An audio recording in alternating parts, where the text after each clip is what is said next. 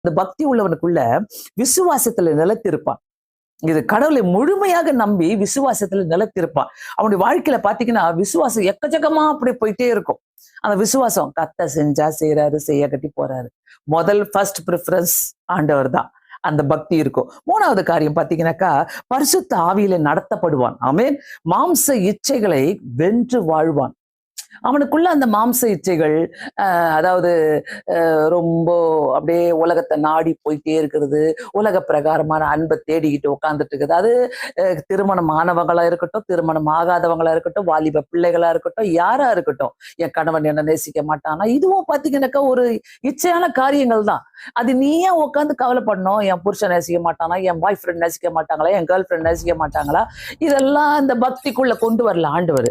நீ ஆண்டவரை நேசி, எல்லாரும் உன்னை நேசிப்பாங்க. என்னுடைய கான்செப்டே அதுதான். நான் என்னைக்குமே உட்காந்து கவலைப்பட்டதே இல்லை. இவங்க நேசிக்கல, அவங்க நேசிக்கல, என் புருஷன் நேசிக்கல, என் பிள்ளைங்க நேசிக்கல.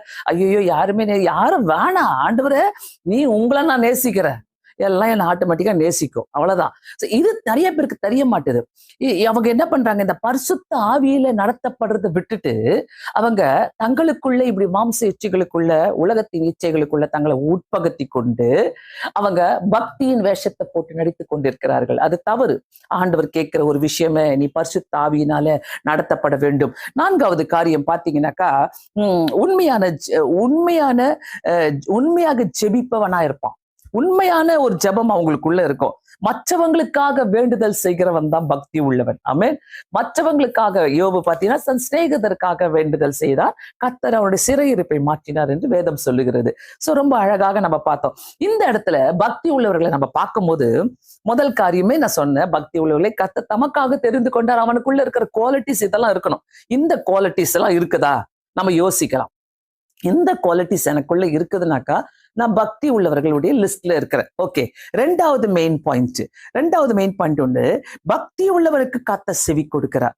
யோவான் எழுதின சுவிசேஷம் 9வது அதிகாரம் 31வது வசனம். யோவான் எழுதின சுவிசேஷம் 9வது அதிகாரம் 31வது வசனத்துல பாத்தீங்கன்னாக்கா ரொம்ப அழகா இருக்குது அந்த வசனம். பக்தி உள்ளவனுக்கு செவி கொடுக்கிறார். அதை நான் முன்னாடியில இருந்தே வாசிக்கிறேன். 31 அந்த வசனம் ஃபுல்லாவே வாசிக்கிறேன். பாவிகளுக்கு தேவன் செவி கொடுக்கிறது இல்லை என்று அறிந்திருக்கிறோம். ஒருவன் தெய்வ பக்தி உள்ளவனாய் இருந்து அவருக்கு சித்தமானதை செய்தால் அவனுக்கு செவி கொடுப்பார். சிம்பிளா முடிச்சிட்டார் இந்த இடத்துல ஆண்டவர். ரொம்ப சிம்பிளான காரியம். தெய்வ பக்தி உள்ளவனாய் இருந்து அவருக்கு சித்தமானதை செய்தால் அவனுக்கு செவி கொடுப்பார். சோ பக்தி உள்ளவனுக்குள்ள இந்த குவாலிட்டிஸ் கண்டிப்பா இருக்கணும்.